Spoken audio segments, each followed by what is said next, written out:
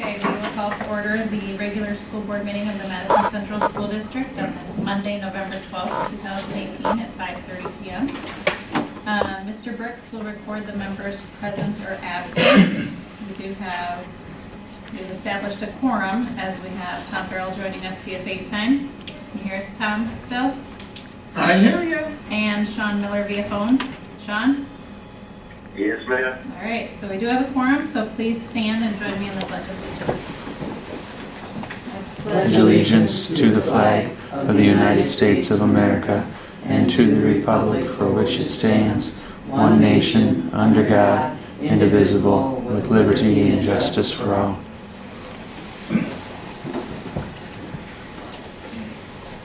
Item number 5 is approval of the agenda.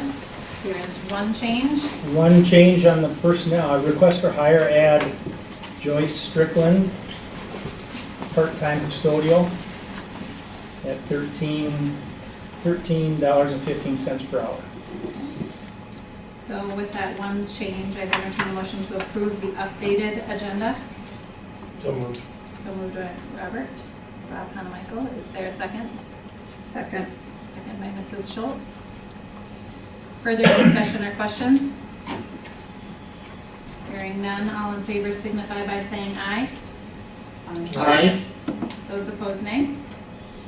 Motion carried. And on to item number 6, which is the approval of consent agenda items 7 through 9. Approval of the minutes from the October 8th and October 26th meetings. The approval of bills, which Rob, myself, and Lori went through. Did anyone have any questions or concerns from those? Okay. And then the personnel actions. Mr. Jorgensen, do you want to speak more on those? Sure. We have a few different requests for hires. For Title I and Title III para, Olivia Skirmans at $11.40 per hour. Playground supervisor Reagan Olson at $9.40 per hour. Assistant gymnastics coach Carrie Weeman at $3,114. Temporary custodian Nicholas Elkos, $12.40 per hour. And a part-time custodian Joyce Strickland at $13.15 per hour. So I'd entertain a motion to approve consent agenda items 7 through 9. Make that motion. All right. Motion by Mr. Farrell. Is there a second? Second. Second by Mrs. Schultz. Further questions or discussion? Just one thing, temporary, what was, Well, just starting right now because we weren't sure if we were going to get a full-time custodian hired or not, so We're advertising for it. we're advertising, but, yeah, So the full-time is hired, this position. it's been probably changed, yeah. Okay. Any other questions or discussion? Hearing none, all in favor signify by saying aye. Aye. Opposed, nay. Motion carried. And on to item number 10, which is the hearing of delegations and communications. All right, Ms. Tom. hi, Madison Central School Board. I just wanted to come on behalf of Madison Education Association and say thank you for being a dynamic and terrific board. And if you weren't aware, this is American Education Week, so kickoff of Mondays are always to celebrate the board's gracious work that they do. It's never wavering, and you guys put in hours and you do lots of good things for our district, and we wanted to say thank you for that, and hope you enjoy American Education Week as much as we do. So thank you. Thank you. Thank you, Dawn. Thank you for coming in, the goodies. And the treats, Yes. Anyone else here to address the board? Item number 11 is the administrator reports. Okay. Just a few items. In honor of Education Week as well, we would propose to the board that we do what we've done in the past as far as for the Thanksgiving meal. Give our staff a ticket to have the Thanksgiving meal during Education Week. And it is actually this week on Thursday, I think, is when they're serving that meal. So we would strongly recommend we do that again. If the board is willing.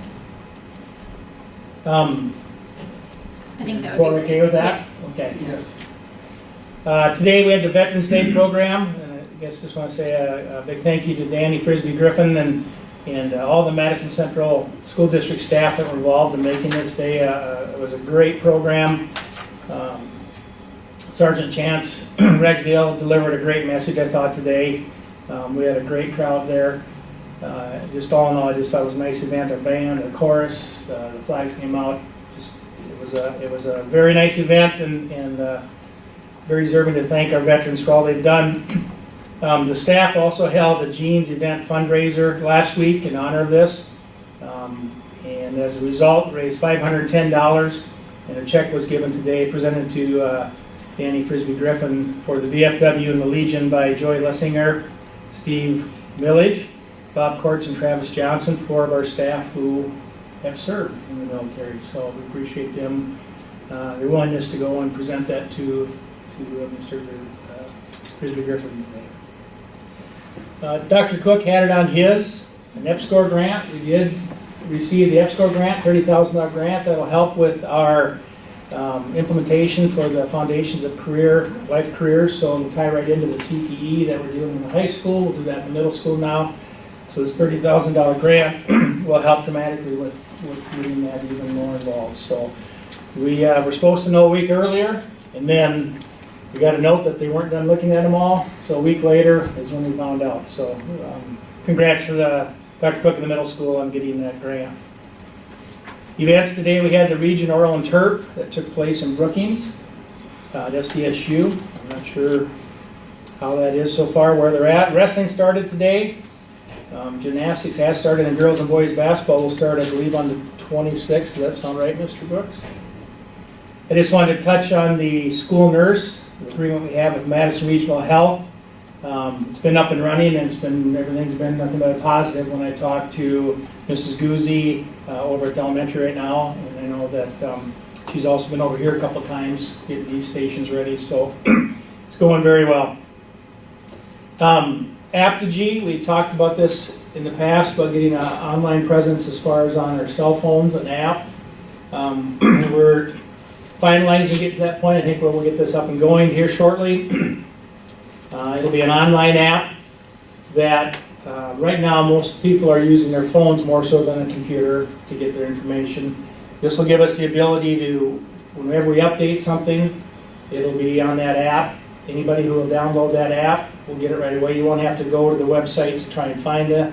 You can go to the app, you can click on whatever it is, whether it's school news, whether it's the, and same thing if they opt into this app, if we would have a school closing for weather, whatever, that would pop up on their phone automatically.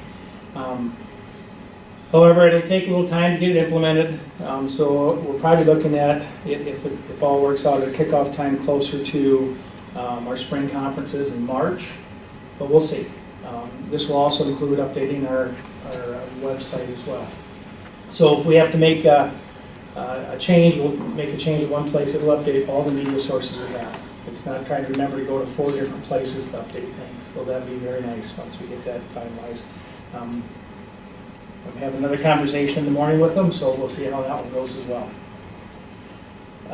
And then policy updates, I just wanted to touch base. We'll get to those in a second.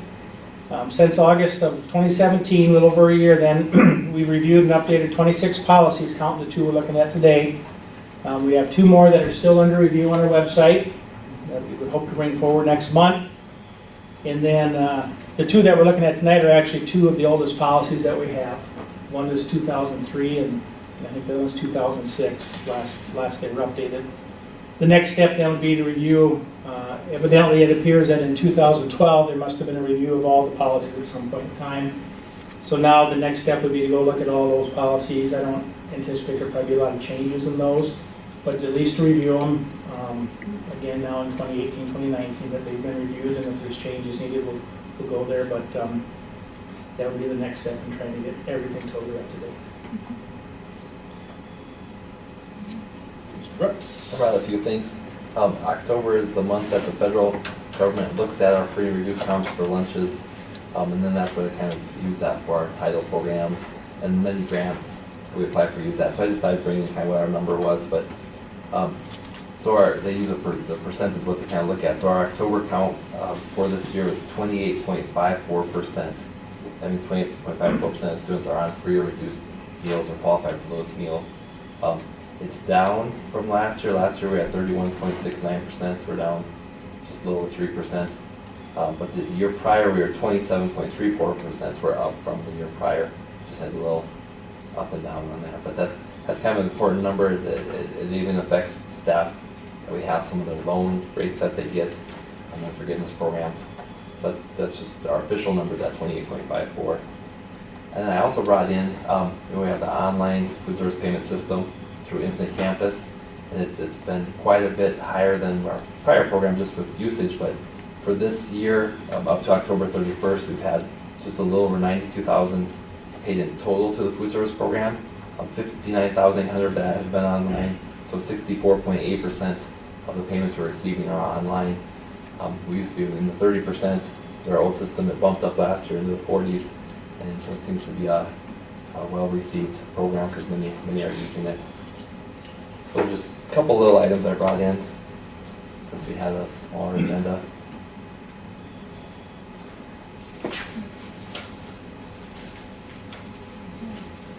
Tom, did you have something as well? I guess the only thing is what Lori is going to be our delegate assembly representative, and that meets on Friday in here. And we could certainly take a look at real quickly.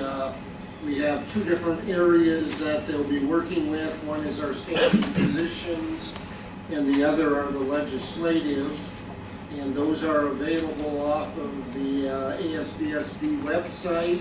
And Lori, is there anything else that you want to add to those? No. Tom, other than you said there's multiple changes here in that email you sent me? Right, they're all highlighted in there in red. Right, and it's... Particularly in the legislative, we've added several new items and made several amendments to the different areas. And I guess as board members, I would encourage you to take a look, and if there's any questions, problems, or anything that you have a hard time that we would be supporting, get a hold of Lori because she'll be our voting delegate and things. And then there are 4 things that we'll try to make our legislative priorities as we move forward. And those are number C1, which is school funding, and I don't have the others in front of you, but I think Lori did. Yeah, C1 school funding, C7 state aid inflation factor, C4 capital outlay adjustments, and B9 behavioral and mental health resources. And I think several of those are issues that we have been talking about, both as a part of our own planning session and also our statewide. I think the other thing legislatively that we're going to have to keep an eye on is, remember now, we do, as of the 1st of November, pay sales tax on all internet purchases, which could be a good thing for the state of South Dakota, but I'm not sure what the impacts will be on education, because at the time of the blue ribbon, very last minute, there was an amendment that was used to get the necessary votes to pass that, which is called the Partridge Amendment. And that Partridge Amendment says for each certain amount of dollars that are collected through the internet sales tax, the amount of the 0.5% that was utilized to fund the teacher pay increases will be reduced. And so we're going to, I think, see an effort to maybe hopefully get the Partridge Amendment at least looked at and possibly even rescinded, and then allow those dollars to flow back into the full state coffers. But it could be a very interesting legislative session. But again, if you have inputs, get those to Lori prior to Thursday evening, because we have our delegate assembly on Friday. I want to say for every 20 million, it drops 0.1%. From a 4.5 to 4.4. The next 24, 23, I believe that's what it is. And who knows how long it'll take to reach 20 million. That's all I have, Tammy. Okay. Did you have anything else? I would encourage you to get hold of them. Thank you. Item number 12 is the first reading for policies JFCHA, alcohol and other drug use by students. Again, this one was like 2006, I believe was the last time this was looked at. Just a couple of changes, like there's a grammatical. Our other goals are to teach, it shouldn't be teacher staff, to teach our staff to identify indicators.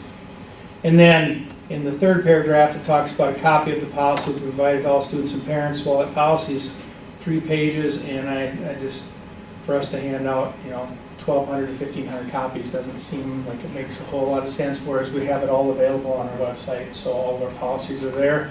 We would look at recommending that change. At the very top, it's JFCHA and then JFCI. JFCI doesn't even exist anymore, so I'm not sure if this was a combined policy at one point, but just to make it fall in line with all of our other policies, I think you've got the last 4 letters that are on there. On the second page, what we'd recommend, not a lot of change other than right now it says for the first violation, go up just a little bit more, Steve. There you go. The first violation, it said 3 days of out-of-school suspension. We're proposing first violation is a minimum of 3 days. Second was 5 days. We're proposing a minimum of 5. And the idea behind that is every situation is different. There could be more than one infraction that takes place at a time. It really isn't one, so I just think adding the word minimum would give us more leeway because every situation is different. So it's not really changing a whole lot because it was set at 3 and 5. This is just in those situations where if it needs to be adjusted, we adjust it. So those are the main couple of little changes that we would propose in that policy. As I met with the principals and we reviewed this, this is the direction we would recommend. And again, first reading, I don't think anybody has any questions on it. I do have one question. I'm Yeah. sorry I didn't ask you sooner. That's okay. All honesty, I didn't read this till today, so. But at the very end, it says disciplinary sanctions for middle school students, that they will serve in-school suspension. Can you explain to me why that's different than why they're segregated from the others? Some of it has to, and it doesn't mean that we can't do, but a lot of it has to do with age and whether someone's at home or not, if they were out of school suspension type situations. Are you on the very last page, Tori, where you at? Yeah, I'm on the very last page. Yeah. Oh, there we go. School suspension for receiving school suspension. Yeah, and we just felt that that's where they should be at that age, I guess. Okay. But again, I can talk to Dr. Cook again to get his thoughts, but I know that that's where we were at prior to this. Yeah. Thank you. Yeah. I guess the only other question I would have, Joel, is the device that's used, still called the passive alcohol sensor? As far as I know, because Officer Gant took a peek at it, but I could double check that. Okay, that'd be the only other question I might have on it. Again, main reason for having the first reading so we can get through some of this and prevent those things that we need to check on before we make changes. So I will check with SRO Gant on that. And it's also the first reading for policy FC, Facilities Capitalization Program. And then, again, the only reason this one's coming up is because it was in 2003, and then as I was looking at it a while back, I'd asked Mr. Brooks to take a look, because you'll see in the first sentence there, it talks about may at its discretion authorize an annual tax levy not to exceed $3 per $1,000 on the taxable valuation. Well, that was correct until the new funding came about, and that's not correct anymore.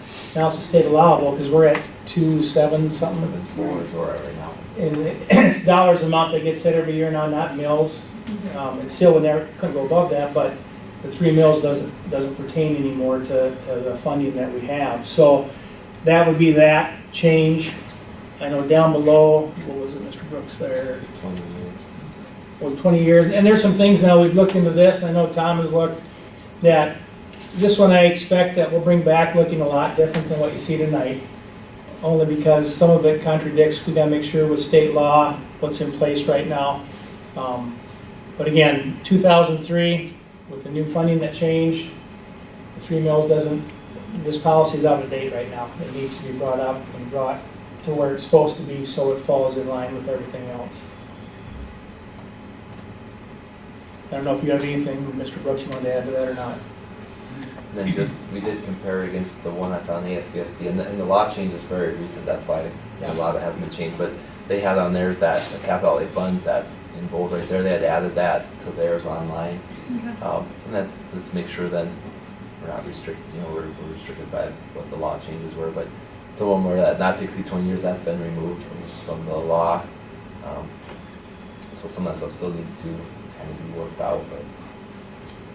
So we'll look at ASBSDs and we'll look at some other ones that may be out there. We just want to make sure that we're referencing the correct information when it's all said and done.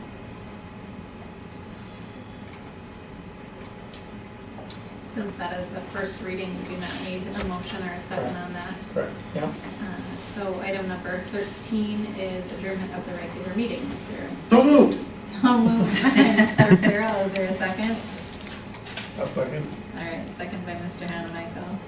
Further questions or discussion? All right, hearing none, all in favor signify by saying aye. Aye. Those opposed, nay. Meeting adjourned.